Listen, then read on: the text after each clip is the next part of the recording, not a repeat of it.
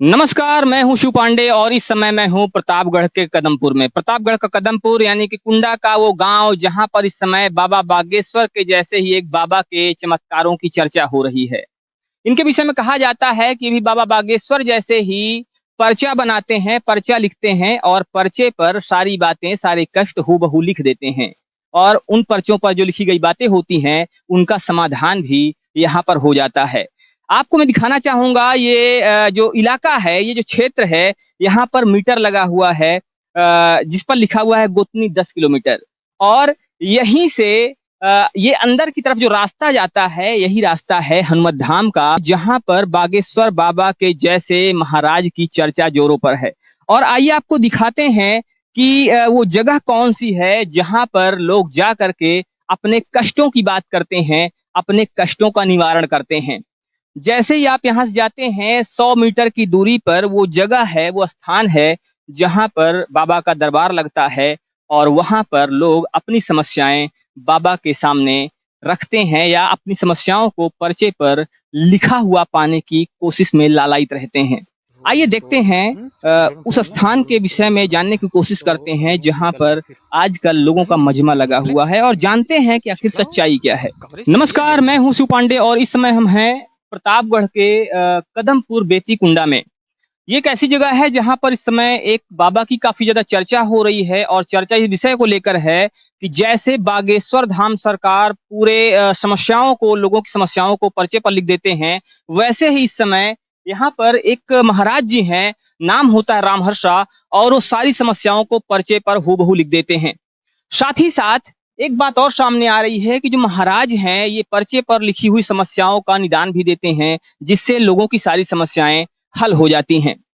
यहाँ पर काफ़ी ज़्यादा भीड़ लग रही इस समय शनिवार और मंगलवार को लोग आते हैं और अपनी समस्याओं का हल यहाँ पर प्राप्त करने की कोशिश करते हैं। जो समस्याएँ होती हैं पर्चे पर लिखी जाती हैं और यहाँ पर हनुमान जी का मंदिर भी है जहाँ पर लोग नारियल में अपनी अर्जी लगाते हैं।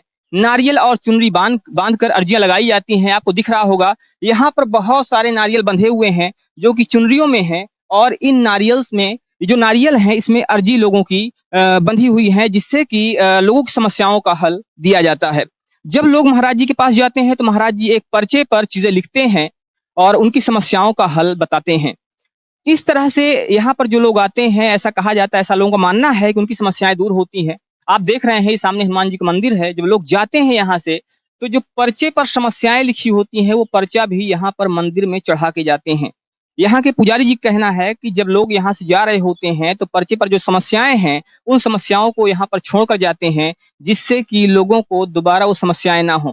यहाँ पर काफ़ी ज़्यादा लोगों को भीड़ दिख रही है और दूर-दूर से आए हुए लोग हैं। आइए इनसे बात करते हैं और जानने की कोशिश करते हैं कि आखिर लोग कहाँ से आए हुए हैं, उनकी समस्याएँ क्या हैं और क्या वास्तव में जो बातें लोगों के द्वारा बताई जा रही हैं जो मीडिया के थ्रू बातें लोगों तक पहुँच रही हैं, उनमें सच्चाई क्या है और वो बातें कहाँ तक सही हैं?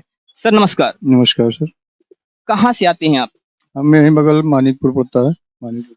मानिकपुर, प्रतापगढ़ में ही है। जी। अ, कैसे पता चला यहाँ के विषय में? यूट्यूब पे देख रहे थे एक दिन, हुँ, यूट्यूब के माध्यम से। तो अभी पहली बार आ रहे हैं, इसके हाँ, पहले भी आ चुके हैं? आज पहली बार ये। पहली बार आए हैं। अभी इसके पहले जो जैसे लोगों का कुछ अनुभव है अपना, जो लोग यहाँ पे आए और लोगों ने लोगों से यहाँ पर जो समस्याएँ हैं, उन समस्याओं को लेकर अर्ज़ी लगाई। तो ऐसा कोई अनुभव अभी तक आपका है या नहीं है? अब लोगों ने तो बताया कि उनको रिलीफ मिल रहा है। जी। अब आज हम पहली बार आए हैं, अर्जी हमने अपनी लगा दी है, बाँध दिया है। अब जब प्रभु की मर्ज़ी होगी गुरुजी के पास तक पहुँचेंगे तो। तो यहाँ पर जो लोग हैं, उसमें से कुछ लोगों ने अपनी अर्ज़ी लगा दिया है और कुछ लोग ऐसे भी हैं जिनकी अर्ज़ी पहले से लग चुकी है, जिससे कि लोगों को ऐसा महसूस हो रहा है कि उनको आराम भी मिला है। यहाँ एक दादाजी हैं, दादाजी से बात करते दादाजी कहाँ से हैं आप? कुंडा से कुंडा से हैं। यहाँ से कब से जुड़े हुए हैं? काफी दिन से जुड़े हैं।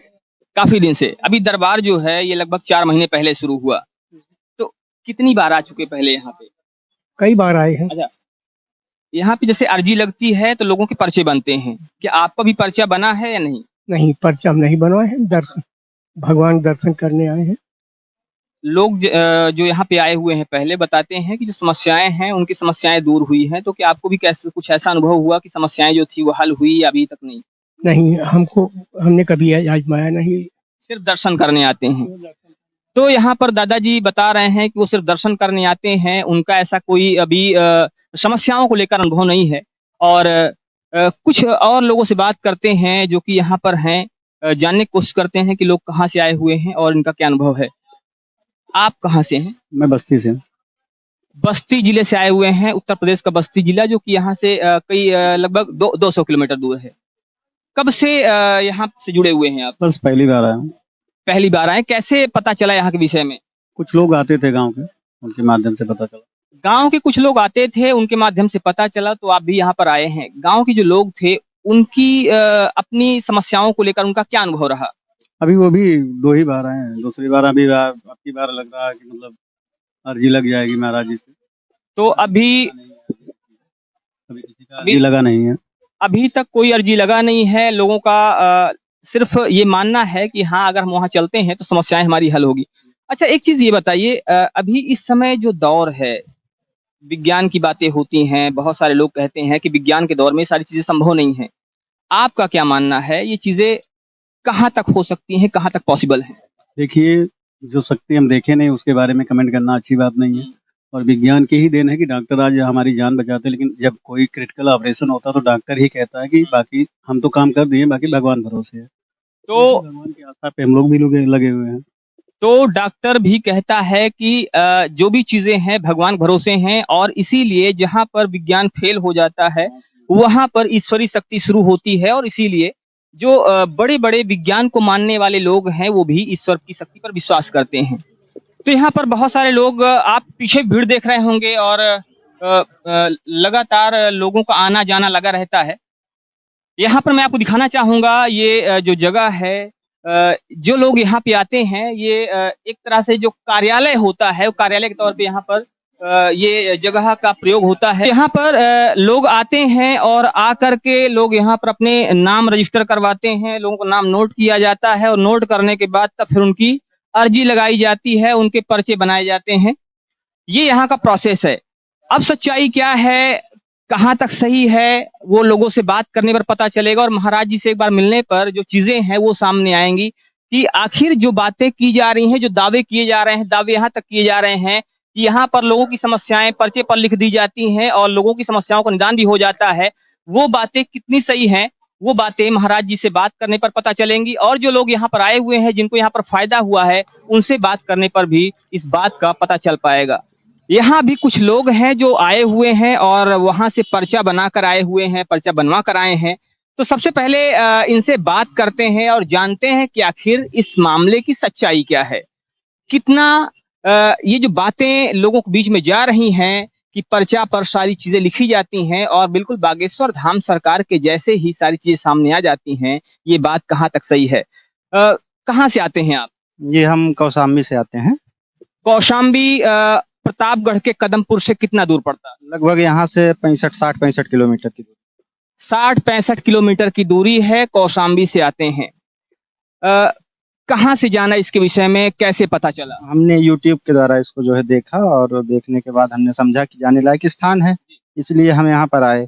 लेकिन यहाँ आने के बाद हमें कोई सच्चाई दिखी नहीं। यहाँ आने के बाद कोई सच्चाई नहीं दिखी।